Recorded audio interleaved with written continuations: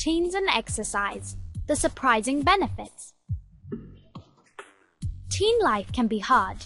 Suddenly, you're faced with all kinds of new problems. Rapidly changing moods, a spotty face, worries about weight, not to mention exams, and extra pressure at school. It is easy to escape all your problems with an evening in front of the TV. But the solution is to do just the opposite.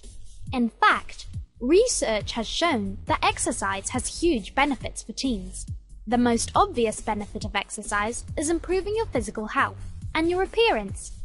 Doing regular exercise will burn fat and build muscle so that you can keep a healthy weight. Exercise can improve your skin too. You will also lower your risk of illnesses like diabetes and heart disease. Exercise is a great way to fight stress and relax. When you exercise, your body releases chemicals called endorphins, which make you feel calm and happy. This helps you be positive and makes all your problems seem smaller.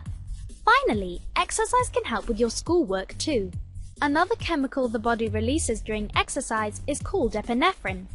This improves your concentration levels, which is perfect when you need to study.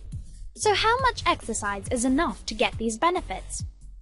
Well, the NHS, Britain's health service, advises teens to get around an hour of exercise each day.